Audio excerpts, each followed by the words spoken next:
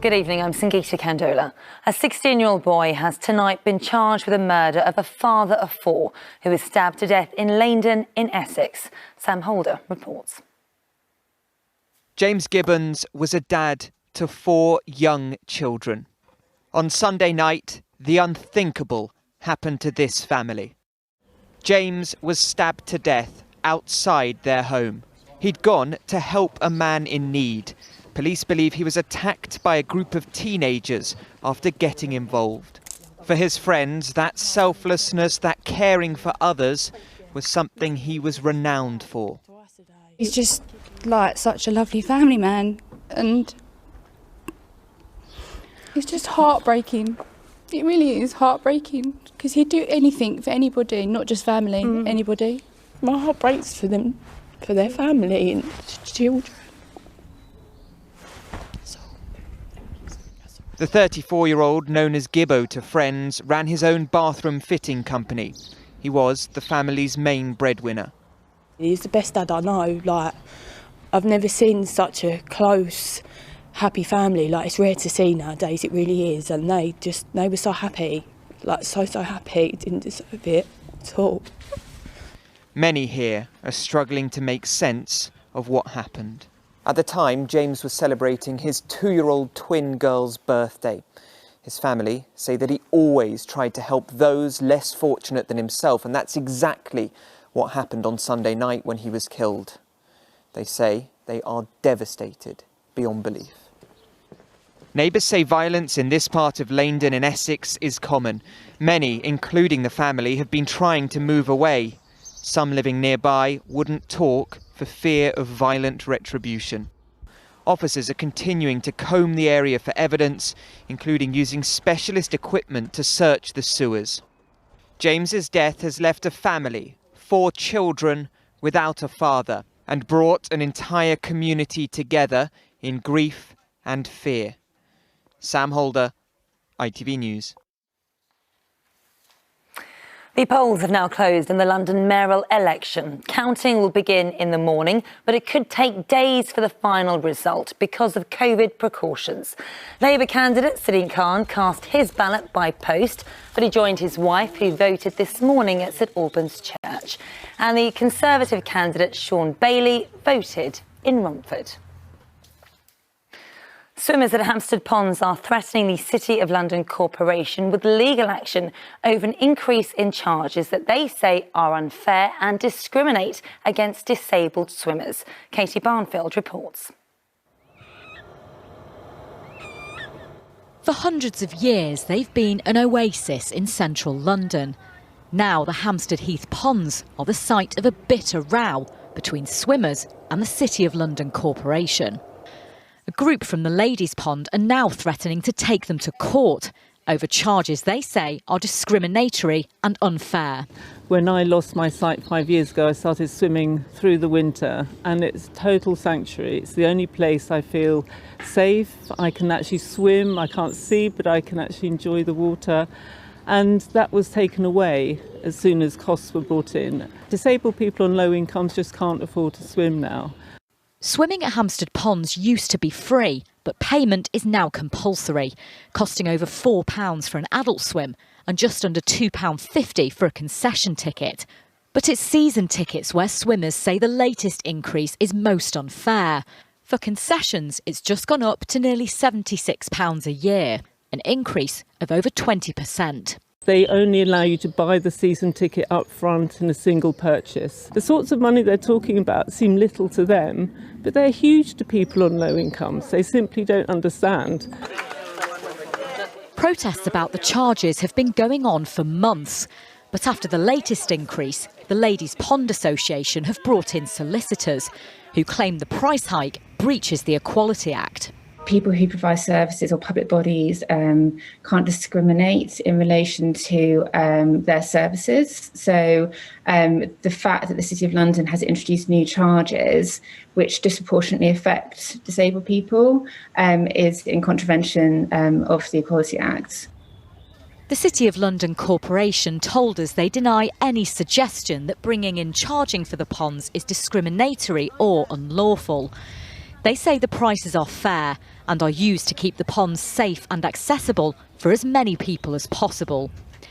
The Ladies Pond Association are now planning to launch a judicial review to try and force them to reconsider. Katie Barnfield, ITV News. Football, and it was a hugely disappointing night for Arsenal, whose hopes of salvaging their season are over after they were knocked out of the Europa League. The Gunners needed to beat Villarreal to make the final, but drew 0-0 at the Emirates. Pierre-Emerick Aubameyang came closest to scoring, hitting the post late on. Well, one London club that will be playing in the European final this year is, of course, Chelsea. And tonight, former player Wayne Bridge called for the Champions League final to be moved from Istanbul to England. The Blues beat Real Madrid last night to set up an all-English final with Manchester City. With COVID rates still high in the Turkish capital, there are growing calls for the match to be moved to Wembley. Well, for me, I think like most fans, it should be here. Especially with two English teams and, like you say, the COVID rate. So for me, it's a no-brainer to have it here, and it's better for the fans as well. And with rising infection rates in Japan, it is still not known whether the Olympics will actually go ahead in less than 90 days' time. Despite that, some of our Olympic hopefuls were on hand to model Team GB's new kit at Somerset House. Warren Nettleford reports. Is this the opening for a Hollywood blockbuster? Throw in some smoke for effect. There we go. But no, this is the kit launch for Team GB. As always, they're aiming high in every sense. With just 78 days to go until the Tokyo Games begin, it's time to get ready for the Games that already are a year late. If you're into the Olympics, you'll know all about Max Whitlock. Back at London 2012, he won his first bronze medal. Then at Rio in 2016, he won 2 golds. Max, you're an old man now, aren't you, going to your third Games? Yeah, it feels like it sometimes. It's kind of a proud feeling, and I'm not stopping anytime soon. I still feel kind of there's room in the tank. Nobody is going into Tokyo with a smooth preparation, but that's what's different, that's what's challenging, and that's kind of what you have to thrive off, really. Thriving when preparing for the Olympics means improvising. Max's pommel horse isn't normally in the garden, but these aren't normal times. Lavia Nielsen prefers the 400 metres to the catwalk, but she just loves the new kit. Back in 2012, though, her athletic ambitions became more serious after carrying the bags of one of our most famous Olympians. It's a small name, Jessica Edishill. Yeah, 16 years old, standing behind her was an incredible experience, and the crowd were absolutely wild for her, so supportive of her, and she was so focused, it was almost as though she couldn't hear the noise of the stadium. It was absolutely incredible, and I think I witnessed that and thought, you know, I want a piece of that, that's what I want to do, and I haven't looked back since. Lavia has had to adapt too. She was coached via Zoom for most of the year, and the differences are set to continue during the Games. There'll be no foreign fans to cheer on the athletes, and a decision has yet to be made as to whether any crowds are going to be allowed in. For Paralympian sprinter Olivia Breen, the lack of British fans isn't putting her off. Obviously it's heartbreaking, obviously not having my family there, because they come with me everywhere I compete, and it's lovely to have their support and run to them after you compete. You've done well or you haven't done well, you can have their support with them. But obviously it's heartbreaking they can't be there, but I'm just grateful the Games is happening for me and for everyone else who's trained really hard for it as well. So, with under 3 months to go, Team GB firmly have their targets set on Japan. Now they just want the shiny medals to match their sparkling kits. Warren Nettleford, ITV News. Time for the all-important weather now. Here's Sally.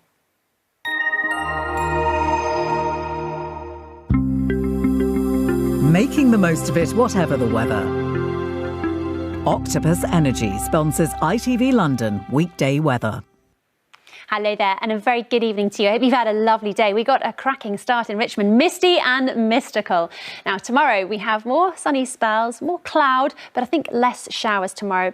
Pretty dry for most of us, but we have got rain and wind heading our way on Saturday. Sunday is looking warmer, but perhaps still a touch unsettled. So back to you tonight. We have got a mixture of some clear spells and some cloud out there. probably the best of the clear skies to the south of London, so a bit chillier down there. I think most of us will be frost-free tomorrow morning, but still quite a cold start. However, a bright one as well. We should see some decent sunshine first thing in many areas. Then we get that cloud bubbling up again, but it is looking dry for many of us. There might just be the odd shower. We've also got light winds, and with possibly a touch more sunshine tomorrow, a little bit warmer, highs of 14, maybe even 15 degrees. Now, in the evening, that cloud will continue to perhaps break up, so quite a nice evening for many of us. Then overnight, we get that system moving in, so wet and windy on Saturday, warmer, as I said, on Sunday, feeling quite pleasant, maybe the chance of the odd shower, a greater chance of a shower into Monday and Tuesday. The temperatures tailing away, though, and breezy throughout. That's it. I'll see you later on. Good night. Sleep well. Octopus Energy sponsors ITV London weekday weather. That is all for now. We are back on air tomorrow from just after 6 o'clock with updates in Good Morning Britain. From everyone on the late team, good night.